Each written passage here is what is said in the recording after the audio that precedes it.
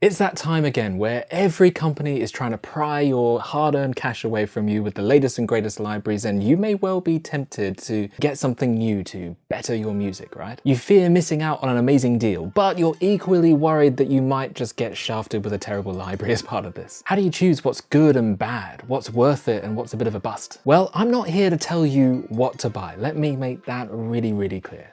Like really clear. But I do get this question quite a bit from my students who want to know what they should be investing in. So I thought today I would share with you what I tell them.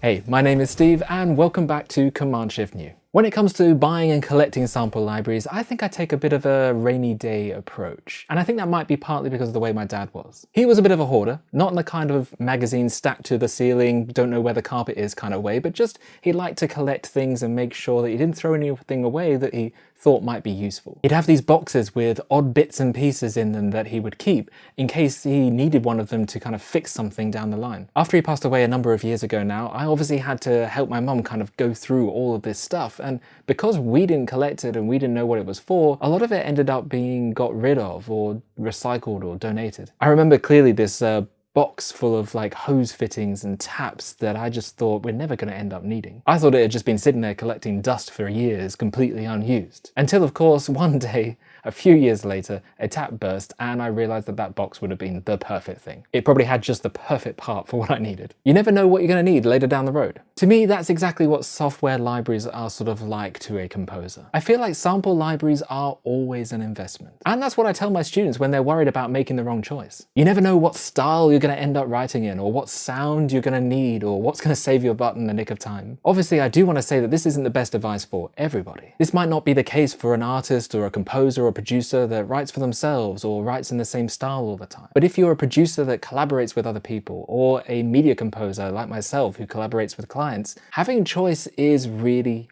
good. Sample libraries are like colors for a painter. The more you have, the more you can do. And importantly, the more you can do quickly. You can even mix and combine colors and come up with unique combinations that you never even thought was possible. So in a way, no matter what you buy, it is just another color in your color palette to choose from. Now, again, I am not telling you to run out and buy everything under the sun. In fact, my advice is quite the opposite. This is a bit of a long game, a long-term requirement. You can get the job done a lot of the time with just a few tools, and you can certainly get started with things for completely free. But over the years, you may slowly start to acquire more and more sample libraries that you keep adding to your color palette to choose from. When you're looking to buy new libraries, you can very easily get overwhelmed with the amount of choice that's out there, and you find yourself probably typing into Google something along the lines of, what is the best library? But this is honestly the worst thing I think you can do. While some libraries are definitely a bit dodgy, and they're not as good as you think they would be. Generally though, if you're buying from a quality developer who's got a bit of a reputation for good sample libraries,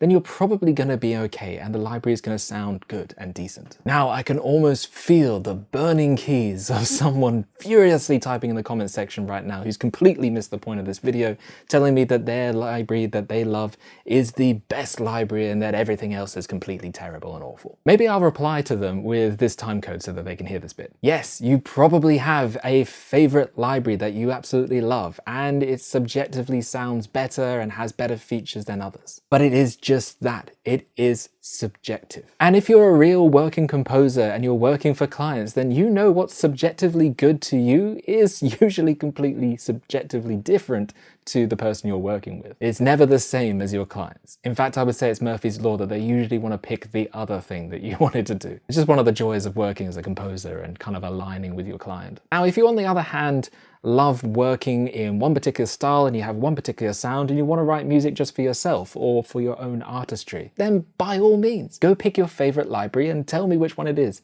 in the comments and why you love it. But why do you love it? Well, it's most likely because it has the right sound and features that you love. And that is exactly my point. Every library has its own sound, its own style, its own features, its own purpose.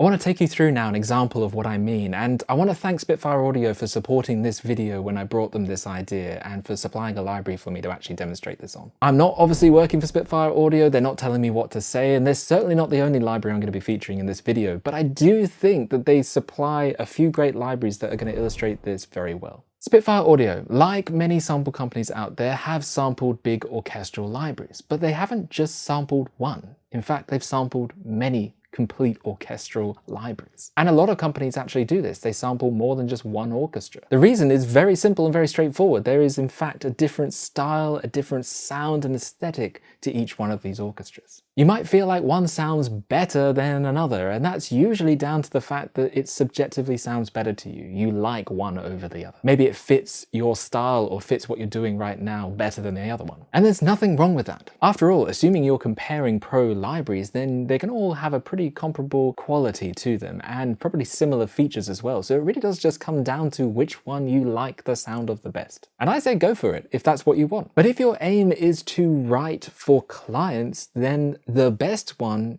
is a little less relevant, and it's more to do with the best one for the job. For example, check out this excerpt from a piece that I'm working on at the moment, and it's played by the BBC Symphony Orchestra, the Spitfire Audio Library.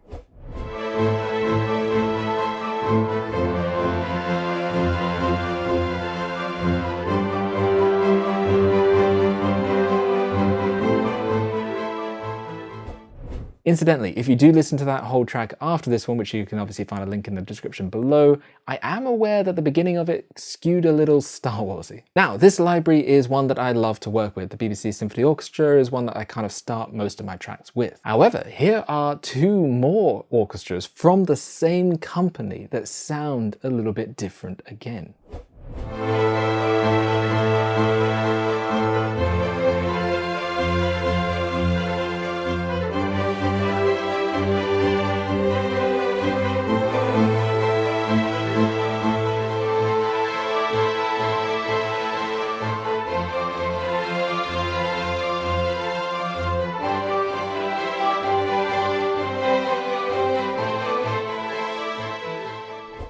Both the Symphony Series and the Studio Orchestra are full orchestral libraries sampled by the same company, but they do sound a little bit different each time. The Symphony Series has this bigger and more grandiose sound, whereas the Studio Orchestra can kind of be pared back to a much smaller, delicate and subtle sound. Why is it possibly good to have all three of these libraries in your collection? Well, imagine the director was like, I love that part, but I actually need it to sound a little bit smaller and more subtle. Well, the Studio Orchestra is going to be maybe the perfect fit for that. I can make a really small sounding, almost chamber-like group, and I can just quickly swap out the sample library and my cue can get approved. And that's just with three orchestral libraries, but if we just narrow down to strings for a moment, there's a whole bunch of string libraries that I have in my collection, and they each have a unique sound, where they've been recorded for a particular purpose, a particular sound that captures a particular personality. They all offer different emotions, different vibes, different inflections and feelings.